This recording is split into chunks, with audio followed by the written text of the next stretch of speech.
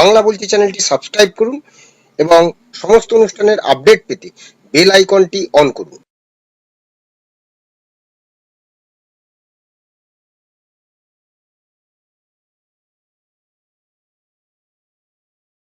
নমস্কার, বাংলা বলছি চ্যানেলে আপনাদের স্বাগত। সোমবার 6 জুলাই সারা দিন জুড়ে এই পশ্চিমবাংলার মাটিতে শ্যামাপ্রসাদ মুখোপাধ্যায়ের 125তম জন্মদিন পালন করা হল। কিন্তু যে আড়ম্বরে আজ এই শ্যামাপ্রসাদ মুখোপাধ্যায়ের জন্মদিন পালন করা হলো, কে এই শ্যামাপ্রসাদ মুখোপাধ্যায়, কেন তার জন্মদিনে সরকারি ছুটি ঘোষিত হলো, নতুন সরকার এলো, তারা ছুটি ঘোষণা করলো, দিকে দিকে সকাল থেকে বিভিন্ন জায়গায়, বিভিন্ন জেলায়, বিভিন্ন জায়গাতে শ্যামাপ্রসাদের জন্মদিন পালন হচ্ছে, স্কুলে স্কুলে পালন হচ্ছে। কেন, কে শ্যামাপ্রসাদ মুখোপাধ্যায়?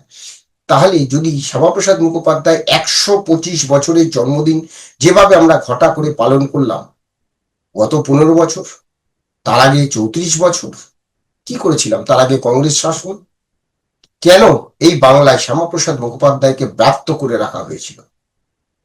স্বরাষ্ট্রমন্ত্রী অমিত শাহ কলকাতায় এসছেন, 125 ফুটের মূর্তি তিনি উন্মোচন করেছেন, শ্যামাপ্রসাদের সেই ভিত্তিপ্রস্তর স্থাপন হয়েছে। তারপরে শ্যামাপ্রসাদ মুখোপাধ্যায়ের যে বাড়ি দক্ষিণ কলকাতায়, সেখানে গেছেন। মিত্র ইনস্টিটিউশন, যেখান থেকে শ্যামাপ্রসাদ পড়াশোনা করেছিলেন, শ্যামাপ্রসাদ মুখোপাধ্যায় যে স্কুলে বাংলার প্রাক্তন মুখ্যমন্ত্রী তার ভোট কেন্দ্র, তিনি ভোট দেন, তিনি সেই কেন্দ্র থেকে জয়ী হন, অথচ তিনিও কোন রকম উদ্যোগ নেননি।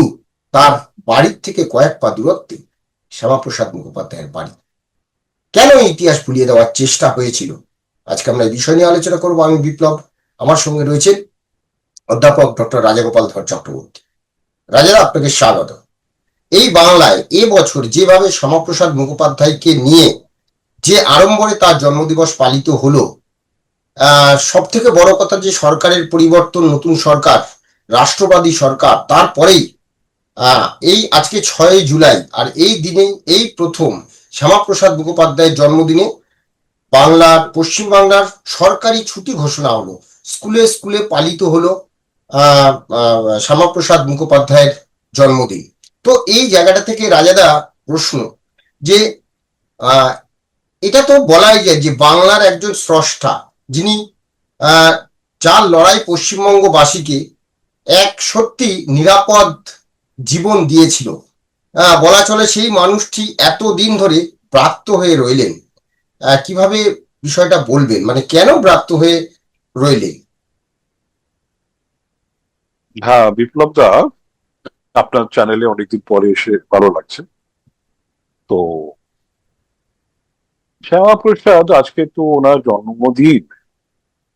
তো যারা ওনার সম্বন্ধে জানতেন বা তারা ওনার জন্মদিন যেখানে হতো যেতেন, কথা বলতেন। কিন্তু এটা খুব খুব খুব একটা ছোট গোষ্ঠীর মধ্যে এটা সীমিত। যে মানুষের 125 বছর জন্মদিনের এত বিপুল উৎসাহ নিয়ে করা হচ্ছে, 124 বা তার আগের বছরগুলো সেভাবে কিন্তু কিছু ঘটে। যদিও 100 বছরের সময় কলকাতা বিশ্ববিদ্যালয় থেকে শতবার্ষিকী, শ্যামাপ্রসাদের জন্মশতবার্ষিকী, তার একটা কমিটি হয়েছিল, আড়ম্বরের সঙ্গে করা হয়েছে। সে সময় তো বামপন্থীদের সময় ছিল, কিন্তু কোনো ঝামেলা হয়নি, তারা শ্যামাপ্রসাদকে কৃতজ্ঞতার সঙ্গে স্মরণ করেছে। কিন্তু অদ্ভুত রকম ভাবে এটা আমরা দেখলাম যে তৃণমূলের যে শাসন এসেছে, সেখানে কিন্তু শ্যামাপ্রসাদকে কি করে ভোলা যায়। আমার মনে আছে 2017 সাল, হ্যাঁ, আমি তখন কলকাতা বিশ্ববিদ্যালয়ের রেজিস্ট্রার। বলা হলো, শ্যামাপ্রসাদ তো বাংলা বিভাগে পড়তেন, তা বিভাগে কেউ একটা অনুষ্ঠান, আমি তাদের নাম বলছি না, তারা কোনোভাবে বিব্রত হন, আমি চাই না। আমি বললাম ইয়েস, নিঃসন্দেহে শ্যামাপ্রসাদের মধ্যে করার অনুমতি আমি দিলাম। তখন যিনি ভাইস চ্যান্সেলর ছিলেন, তিনি বারণ করলেন, তিনি বললেন না, শ্যামাপ্রসাদ হবে। পরে সরকারের মন্ত্রী পর্যায়ে নানান জায়গা থেকে ফোন এসছে যে তা করতে দেওয়া যাবে না। এবং কেন, এটা কি ঘটেছে? বলছে না সব করা যাবে না। যাই হোক, তারা পোস্টার টোস্টার দিয়েছিল অনুষ্ঠান হবে, কিন্তু তারা ঘরের মধ্যে কি করেছে না করেছে আনঅফিসিয়ালি আমি বলতে পারবো না, কিন্তু এটা ঘটেনি, মানে সেটা ঘটে, এটা খুব দুঃখজনক। কিন্তু আমি নিজে গত বছর কলকাতা বিশ্ববিদ্যালয়ের কর্মচারী পরিষদ আহ, তারা যখন করে আমাকে ডেকেছিল, আমি গেছিলাম, সেখানেও কিন্তু কেউ মানে আসতে চাই, ভয় পেয়ে গেছে। কিন্তু এখন সবাই শ্যামাপ্রসাদের ভক্ত হয়েছে। আমি চাইবো যে এটা চিরদিন থাকুক, তারা শ্যামাপ্রসাদকে বুঝুক। আর সবাই ভক্ত, যারা আহ ভয় পেতেন, লজ্জা অর্থাৎ পেতেন, রাজেদা, আপনি কোনটা। যখন বলছেন এই কথাটা, তাহলে এই যে রাজনৈতিক পালাবদলের সঙ্গে সঙ্গে আমরা মানে এইটাকে পরিবর্তন করে নিলাম, এটাই বলা যায়। মানে এতদিন ব্রাত্য ছিলেন, কিন্তু রাজনৈতিক পালাবদলের সঙ্গে সঙ্গে সবাই শ্যামাপ্রসাদ মুখোপাধ্যায়কে আপন করে নিচ্ছে নাকি? আহ, সবাই নিচ্ছে কিনা জানি না, কিন্তু যারা মনে করছেন যে শাসকের সঙ্গে থাকাটা বুদ্ধিমানের, তারাই করছে। বামপন্থীরা নিজে এসে বলছেন কিনা আমার জানা নেই, তৃণমূলের লোকজন বলছেন কিনা আমার জানা নেই, বা অন্য দলের লোকরা বলছেন কিনা জানি না, বা বিজেপি সরকার পরিবর্তনে এটা আবার পরিবর্তন ঘটবে কিনা সেটাও আমার জানা নেই। তবে এই বিপ্লব দা, একটা কথা আপনার এই প্রসঙ্গে, যে কথাটা আমার কাছে খুব গুরুত্বপূর্ণ, আমি সেটা বলি। আমার বাবা শ্যামাপ্রসাদের অত্যন্ত ভক্ত ছিলেন, বুঝেছেন? উনি যখন মারা যান এই 23শে জুন, ওনার যখন আহ, মানে ওনার বলিদান দিবস আমরা বলি, সেই বলিদান দিবসে যখন ওনার মরদেহ আসে ওনার কলকাতা এয়ারপোর্টে, আমার বাবা সেখানে গিয়েছে, এবার লাখো লাখো লোক। বাবা বলছে অত লোক আমাদের ছোট বয়সে বলতেন, তো অত লোক মানে উনি দেখেন। তারপর অবশ্য বুলগারিয়ান পুষ্যে এসছে, সে সময় ব্রিগেড প্যারেড গ্রাউন্ডে ভিড় হয়েছে, কিন্তু এত মানুষ শ্যামাপ্রসাদের জন্য বলছে, হাউমাউ করে মানুষ কাঁদছে। এবং পুরো রাস্তা শ্যামাপ্রসাদকে নিয়ে যখন এলো ওনার বাড়ির দিকে, লাখো লাখো লোক সবাই হেঁটে চলছে, বাড়িতেও বিশাল ভিড়, মানুষ দেখছে। এবং যখন ওনাকে শ্মশানে, মহাশ্মশানে, কেওড়াতলা শ্মশানে নিয়ে যাও, মানুষের চোখের কান্না, মানুষ কেঁদে ভেসে পড়েছে। কেননা তখন মানুষ বুঝেছিল এই মানুষটার জন্যই কিন্তু আজকে আমরা স্বাধীন ভারতের অংশ হতে পারি। তারা বুঝেছিল। কিন্তু হঠাৎই তিনি দেখেন বিপ্লবটা, যেটা বলা খুব জরুরি, এই শ্যামাপ্রসাদ আবেগটা কিন্তু আহ মুছে গেল খুব অল্প দিনের মধ্যেই। শ্যামাপ্রসাদ কলকাতা দক্ষিণ পূর্ব লোকসভার আসনে জিতেছিলেন 52 সালে, ভালো ভোট পেয়েছিলেন। তারপর উপনির্বাচন হয়, আর 6 মাসের মধ্যে তো উপনির্বাচন করতে হয় সংবিধানের অনুযায়ী, সেখানে উপনির্বাচন ঘটেছে। উনি ভারতীয় জনসংঘের প্রতিষ্ঠাতা সভাপতি ছিলেন, কলকাতা দক্ষিণ পূর্বে জিতেছিলেন উপনির্বাচনে। সেখানে কিন্তু মানে ভারতীয় জনসংঘ প্রার্থী দাঁড় করেছিল একজন ব্যারিস্টার, যিনি নিজে কিন্তু বাংলাদেশের থেকে বা পূর্ববঙ্গ থেকে এসছেন, যশোপ্রসাদ মিশ্র। অত্যন্ত অত্যন্ত মানে দাম্ভিক প্রকৃতির মানুষ ছিলেন, মানুষের সঙ্গে মিশতেন না। তিনি ক্যান্ডিডেট হয়ে যান, এবং তার বিরুদ্ধে ক্যান্ডিডেট ছিলেন সাধন, সিপিআই অন্ধ অ্যাডভোকেট, যিনি পরবর্তীকালে অ্যাডভোকেট জেনারেল ঘটেছিলেন। সেই সাধন গুপ্ত কিন্তু মানে সিপিআই এর, উনি কিন্তু জিতে যান। এবং মানে জনসংঘের যিনি জানিয়েছিলেন তার জামানত বাজেয়াপ্ত। সাধারণত আমরা কি দেখি, ইন্দিরা গান্ধী মারা যাওয়ার পরে জ্যোতি বসু বলছেন যে ইন্দিরা গান্ধী অনেক বেশি শক্তিশালী হয়েছে। Indira dead is more powerful than Indira life, জ্যোতিবাবু বিখ্যাত। কিন্তু শ্যামাপ্রসাদ কি হলো, মানে যে মানুষটা বাঙালির জন্য এত কিছু করলো, বাঙালির সম্মান দিল, তার মৃত্যুর পরে তার যে দল আর প্রতিষ্ঠা পেল না, জামানত বাজেয়াপ্ত হয়ে গেল। তো বোঝাই যাচ্ছে যে ব্যাপারটা মানুষ মানুষকে অন্যভাবে বোঝানো হয়েছে। তখন উদ্বাস্তুদের বোঝানো হলো তোমরা উদ্বাস্তু হয়েছো, কেননা দেশ ভাগ হয়েছে শ্যামাপ্রসাদের জন্য। ভুল ভ্রান্তি খবর, বাংলা ভাগ ভাগ হওয়ার পড়েছেন মানুষ যে ছিন্নমূল হয়েছে, তার জন্য শ্যামাপ্রসাদকে দায়ী করা। চারিদিকে বামপন্থী আন্দোলন শুরু হয়েছে, ট্রাম্প দিয়ে ভাড়া বাড়ানোর আন্দোলন, নানান ভাবে যখন বামপন্থীরা পথে ঘাটে বসেছে, এবং তারা উদ্বাস্তু কেন্দ্রিক আন্দোলন করতে চেয়েছে, এবং উদ্বাস্তুদের জন্য যিনি যিনি সবচেয়ে বড় যার আবেগ ছিল, যার গলার জোর ছিল, তিনি আহ শিল্পমন্ত্রী থেকে পদত্যাগ করলেন। কেন? নেহেরু নেহেরু লিয়াকত নেহেরু যে প্যাক্ট যেটা ঘটেছিল, যেখানে বলা হলো যে মাইনরিটিস এর অধিকার সেই দেশগুলোই দেবে, কিন্তু এই বাংলাদেশের ছিন্নমূল মানুষের কথা মানে নেহেরু লিয়াকত প্যাক্টে কোথাও ছিল না। তা উনি এই যে এই প্যাক্টটা, এটা লোক দেখানো প্যাক্ট, এতে সংখ্যালঘুদের কোনোভাবেই স্বার্থ সংরক্ষিত হচ্ছে না, এটা ভেবেই কিন্তু উনি পদত্যাগ করলেন। এবার আপনি যে ইতিহাসটা বলছেন বা যে কথাটা বলছেন না, মারাত্মক। মানে এইটা এই জায়গা থেকেই কি কোথাও এই যে কমিউনাল ব্যাপারটা, মানে ভেতরে আজকে যেটা এই যে হিন্দু মুসলিম সংখ্যালঘু এই যে বিষয়গুলো আসছে, সবকিছুতেই পলিটিক্স হচ্ছে, রাজনৈতিক হ্যাঁ। ভাবে ব্যবহার হচ্ছে। তো এই জায়গা থেকে মানে সূক্ষ্ম ভাবে কোথাও শ্যামাপ্রসাদকে ভুলিয়ে দেওয়ার যে প্রচেষ্টা, সেটা কংগ্রেস আমল থেকে শুরু হয়েছিল এই যে কমিউনাল একটা পলিটিক্স দিয়ে, তাই নয় কি? হ্যাঁ, হ্যাঁ, একদম। এটা নেহেরু নেহেরু আহ গান্ধীর যে রাজনীতি ছিল, গান্ধী তখন মারা গেছিল অবশ্য, নেহেরুর যে প্রভাব ছিল, উনি চাননি শ্যামাপ্রসাদকে মানুষ মনে রাখুন, এবং পরবর্তীকালে বামেরাও চায়নি শ্যামাপ্রসাদ। হ্যাঁ, শ্যামাপ্রসাদের কথা কোনো পাঠ্যপুস্তকে লেখা ছিল না, কেউ দাবি করেনি শ্যামাপ্রসাদের অবদান সম্বন্ধে জানতে, বরঞ্চ ভুল বোঝানো। কারণ বামেরা বুঝেছিল যে রাজনীতি করতে গেলে উদ্ভাস দিয়ে রাজনীতি করতে হবে, সেখানে সেখানে শ্যামাপ্রসাদকে যদি না ভোলানো যায় তাহলে এগোনো যাবে। যাই হোক, সেসব আমরা দেখেছি। একদম। আপনি পাঠ্য বইয়ের কথা বললেন, আমি আসছি পাঠ্য বইয়ের কথা। যে এই সরকার আসার পরে যে মানে ভবানীপুর কেন্দ্র মিত্র ইনস্টিটিউশন, মমতা বন্দ্যোপাধ্যায় যেখান থেকে জয়ী হয়ে মুখ্যমন্ত্রী হন, সেই যেখানে তিনি ভোট দেন, মিত্র ইনস্টিটিউশন, মমতা বন্দ্যোপাধ্যায় একজন বাঙালি, মমতা বন্দ্যোপাধ্যায় একজন হিন্দু, মমতা বন্দ্যোপাধ্যায় নিজে দাবি করেন তার বাবা স্বাধীনতা সংগ্রামী।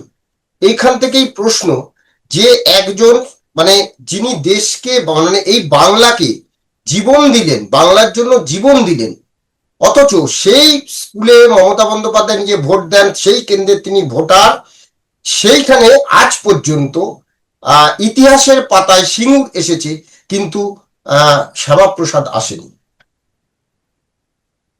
হ্যাঁ, দেখুন, শ্যামাপ্রসাদ ভারতীয় জনসংখ্যা তৈরি করেছিলেন, যে দলটা হয়তো মমতার একটা সময় তো উনি তো ছিলেন 98, 99, 2001, 2006, তো বিজেপির সাথেই তো না। হ্যাঁ, তো তখন শ্যামাপ্রসাদ খুব কাছের লোক ছিল, এখন ব্যর্থ হয়ে গেছে, সেটা ওনার কথা আমি বলতেই চাই না, কিন্তু শ্যামাপ্রসাদ ব্রিলিয়েন্ট মানুষ ছিলেন। ম্যাট্রিকে ফার্স্ট, রেসিডেন্সি কলেজ থেকে ইংলিশে ফার্স্ট ক্লাস ফার্স্ট অনার্সে হয়েছেন। তারপরে বাবা তখন বিশ্ববিদ্যালয়ের উপাচার্য, উনি বললেন আমি বাংলা ডিপার্টমেন্ট করবো, তোমাকে সেখানে পড়তে হবে। সাধারণত ইংরেজি অনেক সফিস্টিকেটেড অ্যারিস্টোক্রেটিক ব্যাপার, যারা ইংরেজি নিয়ে পড়ে বাংলায় পড়বে না, এরকমই ঘটে। ছেলের বাবার আদেশ শুনে বাংলায় এমএ পড়তে শুরু করলেন, ফার্স্ট ক্লাস ফার্স্ট সেখানে হলেন। বিএল ছিল তখন, ল ডিগ্রি, সেটাকেও ফার্স্ট ক্লাস ফার্স্ট। মানে যা পড়েছে সবইতেই সময়ের সঙ্গে মানে উনি অর্জন করেছেন। 23 বছর বয়সে উনি সিনেটের সদস্য হয়েছে। সেখানে নানান কমিটি, আমি রেজিস্ট্রার হিসেবে দেখি নানান কমিটিতে, তখন রেকর্ডস আমাদের নানান জায়গায় রয়েছে, নানান কমিটির মেম্বার ছিলেন, খুব গুরুত্বপূর্ণ সহকারে পার্টিসিপেট করেছেন। এবং 10 বছরের যে অভিজ্ঞতা আছে সেই দেখেই তদানীন্তন চ্যান্সেলর, গভর্নর কিন্তু ওনাকে এই পোস্টে দিয়েছেন। এই নয় যে রাজনৈতিক, তখন তো ব্রিটিশরা রাজত্ব করতো, তাই না? সুতরাং শ্যামাপ্রসাদ আর ওর বাবাও মারা গেছেন 24 সালে, প্রায় 10 বছর পরে 34-এ শ্যামাপ্রসাদ ভাইস চ্যান্সেলর হয়েছে। 33 বছর বয়স, রেকর্ড, এত কম বয়সে কলকাতা বিশ্ববিদ্যালয় কেউ হয়। তো যাই হোক, তার আগে উনি কিন্তু রাজনীতিটাও করেছেন। 29-এর যে বেঙ্গল প্রভিন্সিয়াল কাউন্সিল ছিল, তার কিন্তু কলকাতা বিশ্ববিদ্যালয় কনস্টিটিউন্সি থেকে উনি জিতেছিলেন। আবার 37-এর নির্বাচনে উনি জিতেছেন একই কনস্টিটিউন্সি। তখন তো এরকম এলাকা ভিত্তিক কনস্টিটিউন্সি ছিল না তখন। বুঝেছেন, মুসলমানদের জন্য এতগুলো 200-250টা মতো প্রভিন্সিয়াল লেজিসলেটিভ কাউন্সিলের 250টা মতো ছিল, তার মধ্যে মুসলমানদের জন্য নির্দিষ্ট, হিন্দুদের জন্য নির্দিষ্ট, এসব করে করে কতগুলো স্পেসিফিক মানে অকুপেশন স্পেসিফিক ব্যাপার ছিল। জমিদারদের জন্য ছিল, অ্যাংলো ইন্ডিয়ান ছিল, ইউরোপিয়ান ছিল। এই এই অকুপেশন স্পেসিফিক জায়গার মধ্যে অন্যতম ছিল ক্যালকাটা ইউনিভার্সিটি। সেখান থেকে উনি একাডেমিক্স সেন্টার হিসেবে, শিক্ষা কেন্দ্র হিসেবে সেখান থেকে সবকটি জিতেছিলেন, 37 এবং 46-এও জিতেছিলেন। কখন কংগ্রেস সাপোর্ট করেছে, উনি হিন্দু মহাসভার হয়েই জিতেছিলেন 37 এবং 46। এবং পরবর্তীকালে তো আমরা ভারতীয় জনসংখ্যার ওই দেখলাম 1952 সালেও জিতেছে। এই মানুষটার মধ্যে অসাধারণ, উনি কখনো কম্প্রোমাইজ বুঝেছেন, ওনার সম্বন্ধে নানান ধরনের বিতর্ক জড়িয়ে দেওয়া হয়েছে। হুম আপনার যদি কোনো স্পেসিফিক প্রশ্ন থাকে আমি জবাব দেবো। হুম। তো কিন্তু ইতিহাসের পাতা খুলে কেউ জানার চেষ্টা করেনি সত্যটা কোথায়। এগুলো তো একটা খালি কথা বলি, আপনি হয়তো প্রশ্নটা হয়তো হ্যাঁ, করবেন বা আপনি যদি না করেন। বিতর্কের কথা, হ্যাঁ বলুন। আপনি বিতর্কের কথা বললেন, আমি বিতর্কে হ্যাঁ হ্যাঁ আসবো যে শ্যামাপ্রসাদের মৃত্যু, শ্যামাপ্রসাদের মৃত্যু নিয়ে কিন্তু একটা বিতর্ক রয়েছে, এই এই হ্যাঁ বিষয়টা। হ্যাঁ, কিন্তু মৃত্যু মৃত্যু যেখানে প্রপার তদন্ত হওয়া উচিত, উনি কিভাবে মারা গেলেন, তাকে সঠিক ওষুধ খাওয়ানো হয়নি, ভুল ওষুধ দেওয়া মানে হয়েছিল, কি আমরা হয়েছিল যদি দেখি তদন্ত তো। রাজাদা, যে এখনো নেতাজির মৃত্যু রহস্য সেটা কিন্তু হুম হুম প্রকাশ্যে আসেনি, তাই নিয়ে নানান কমিশন নানান কিছু হয়েছে। কিন্তু হুম হুম। শ্যামাপ্রসাদ এই বাংলার মানে সন্তান, সেই বঙ্গ সন্তানের মৃত্যু কিভাবে হলো সেটা নিয়ে কিন্তু আজও অব্দি পরিষ্কার কিছু কিন্তু জানা যায় না, একটা ধোঁয়াশা কিন্তু রয়েছে। হ্যাঁ ঠিকই, এটা তো রয়েছেই, আমরা জানি এগুলো কিভাবে উনি মারা গেলেন সেটা, এবং কেন তার সুচিকিৎসা দেওয়া হলো সেগুলো যখন ওনার মা যোগমায়া দেবী নেহেরুকে বললেন, উনি তো নীরবই ছিলেন। তো নেহেরু চেয়েছিলেন তার যে সমস্ত মানে আহ মানে প্রতিদ্বন্দ্বী আছেন, নেতাজি সুভাষ বলুন, শ্যামাপ্রসাদ বলুন, এদেরকেও যাতে ওনার ছত্রছায়া না থাকে, প্রতিদ্বন্দ্বিতায় না থাকে। তারা তো দেশের জন্য পথে নেমেছিলেন। নেহেরু এনাদের কাছে তুচ্ছ জিনিস ছিল, ভারতবর্ষ তাদের কাছে, হ্যাঁ ভারতবর্ষের আবেগটাই তাদের কাছে তীব্র ছিল। তার জন্য নেতাজি, হ্যাঁ, বা জাপান, যাকে হয়তো পছন্দ করতেন না, জার্মানি যাদেরকে হয়তো পছন্দ করতেন না, তাদের সঙ্গে হাত মিলিয়েছেন, কেননা ইংরেজদের সরাতে গেলে হয়তো হয়তো এছাড়া উপায় নেই। তো যাই হোক, যে প্রপার তদন্ত হয়নি। হ্যাঁ, এত বছর পরে যদি তদন্ত কেউ করতে চায়, সেটা বছরের পর বছর সময় নেবে, কিছু হয়তো রেজাল্ট আসবে না, আমরা জানতেও পারবো না, কেননা ইতিহাসের পাতায় সে জম্মু কাশ্মীরে সেখানে কি ঘটেছে না ঘটেছে কোথাও কিছু নেই, নানান ধরনের গল্প কথা কাহিনী চলে আছে। এটা তো ঠিক যে মারা যখন গেছে, তখন কেন মারা গেলেন সেটা তো তদন্ত করা হবে। একেবারে মনে হলো আপদ বিদায় হয়েছে, এই ধরনের ধারণা ছিল নেহরু, এই ধরনের ব্যাপারটা তার মধ্যে ছিল কোনোভাবে। আজকে যদি ভারতবর্ষ বা যদি পিছিয়ে থাকার কথা হয়ে থাকে, ভারতবর্ষের গণতন্ত্রে কোথাও আঘাত এসে থাকে, পশ্চিমবাংলার যে সমস্ত জননায়করা তারা ভারতকে আহ নেতৃত্ব দিতে পেরেছেন, পারছেন, আরো যোগ্যতার সাথে, তাদের নিয়ে আটকে দিচ্ছে। তো যাই হোক, আজকে তো এসব কথা আমি বলতে চাই না, অনেক দুঃখ যন্ত্রণা ক্ষোভ ভেতরে জমে আছে। সুতরাং ওনার মৃত্যু সম্বন্ধে সেরকম কোনো প্রমাণ্য তথ্য এখন আমরা ঠিক সেভাবে জানি না, কিন্তু ধোঁয়াশা যেটা আপনি বললেন, একেবারে ধোঁয়াশার মধ্যে রয়েছে। তো বাঙালি হিসেবে কষ্টের ব্যাপার যে এরকম একটা বরেণ্য নেতাকে জেলখানায় যে মানে পচে মরতে হয়েছে এই জম্মু অ্যান্ড কাশ্মীরে। উনি কি চেয়েছিলেন? জম্মু অ্যান্ড কাশ্মীর যারা ভারতের সঙ্গে একসঙ্গে থাকুক, আলাদা কোনো তাদের প্রাধান্য, আলাদা তাদের একটা স্পেশাল ক্যারেক্টার, এটা থাকা মানে কোন স্বাধীন সার্বভৌম দেশে এটা সঠিক নয় বলে উনি মনে। হ্যাঁ একদম রায়দা, এইখান থেকেই আমার শেষ প্রশ্ন, যে আজকে এই যে নতুন সরকার এই রাজ্যে এসেছে, তারপরে আমি যেটা দিয়ে শুরু করেছিলাম যে তার এই মৃত্যুদিন, জন্মদিনে আমরা পালন করছি, এবং সেই সঙ্গে একটা সরকারি ছুটি ঘোষিত হয়েছে, ইতিহাসের পাঠ্য বইয়ে হয়তো তার স্থান হবে। কিন্তু মানে এই যে শ্যামাপ্রসাদকে জানা বা শ্যামাপ্রসাদকে আরো আরো বেশি করে জনসমক্ষে নিয়ে আসা, এটা এইটা মানে মানে এটাকে আপনি আগামী দিনে এটা কতটা আরো মানে কি বলবো, মানে আমাদের পরবর্তী প্রজন্ম যারা, আমরাই এখনো ভালো করে শ্যামাপ্রসাদ মুখোপাধ্যায়কে বুঝতে পারলাম না, জানতে পারলাম না, এটা ভুলিয়ে দেওয়ার চেষ্টা হয়েছিল। তো সেইখান থেকে আমাদের পরবর্তী প্রজন্ম, তাদের জন্য কি করা উচিত বলে আপনি মনে করেন? না দেখুন, এই আমাদের তো ইতিহাসের বা আমাদের যে ফ্রিডম স্ট্রাগল যেগুলো আছে সেগুলো নিয়ে কোথাও সেভাবে আহ, প্রকৃত অবদান গুলো আমরা দেখি।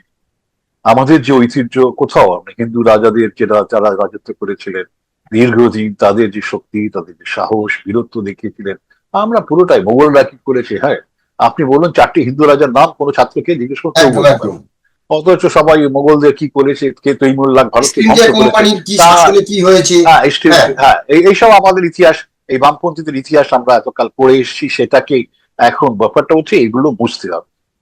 এইগুলো বীরত্বের সঙ্গে যদি পশ্চিমবঙ্গ সরকার করে, ভারত সরকারও যদি ভারতের ইতিহাস প্রকৃতভাবে লেখার চেষ্টা করে, আমি খুব গর্বিত যে আজকে আমরা চেষ্টা করছি শ্যামাপ্রসাদকে নতুন ভাবে জানা, চিন্তা করা, সঠিক তথ্য মানুষের কাছে পৌঁছানো। এবং শ্যামাপ্রসাদের জন্মদিনে ছুটি দিয়ে মানুষ, গভর্নমেন্ট বুঝিয়ে দিয়েছে যে এই মানুষটাকে তারা ভুলবে না। আরো আজকের বিরাট স্ট্যাচু তৈরি করা হচ্ছে, এবং স্ট্যাচু তো অনেকেরই আছে, অনেকে স্ট্যাচু দেখতে আমরা দেখি একটুখানি, সেখানে পাখিদের বিষ্ঠা ছাড়া আর কিছু দেখতে পারি না। অনেক হুম। এরকম আমরা জানতেই পারি না তারা কি কি করেছেন। সেই স্ট্যাচুর ব্যাপারটা নিয়ে বিশেষ কিছু আমার আগ্রহ নেই। আমার বিশেষ আগ্রহ হচ্ছে এই মানুষটাকে জানার জন্য আমাদের শিক্ষার আহ পাঠ্যপুস্তকে যে পরিবর্তন করা যায়, সেটা আমার বিশ্বাস সরকার করবে, এবং আগামী দিনের প্রজন্ম যাতে এই মানুষটাকে চেনে। একই সঙ্গে আমাদের ভারতবর্ষের পুরনো ইতিহাস, গর্বের ইতিহাস, ঐতিহ্যের ইতিহাস, সেটাকে যেন তুলে ধরা হয়। একদম একদম একদম, আমরাও ঠিক সেটাই বলছিলাম যে কিছুদিন আগে যখন বলা হলো যে এই যে এখানে রাস্তার নামের পরিবর্তন নিয়ে একটা বিতর্ক তৈরি হয়েছিল, সেখানে কিন্তু মুখ্যমন্ত্রী শুভেন্দু অধিকারী পরিষ্কার বলেছিলেন মোগল পাঠান এবং এই যে হ্যাঁ, ব্রিটিশ এদেরকে সরিয়ে বাংলার যারা মনীষী, বাংলার যারা এই ভারতবর্ষের যারা রাষ্ট্রবাদী, রাষ্ট্রবাদের জন্য যারা লড়াই করেছে, তাদেরকে হ্যাঁ, আনা হবে ইতিহাসের পাতায় এবং তাদের নামেই রাস্তাঘাট হবে।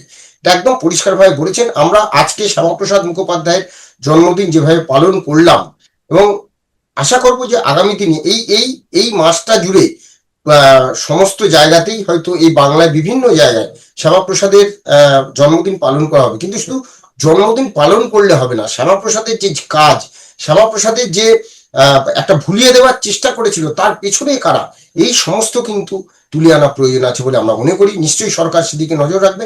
ধন্যবাদ রাজেরা, ধন্যবাদ আপনাদের, সবাই ভালো থাকবেন, নমস্কার।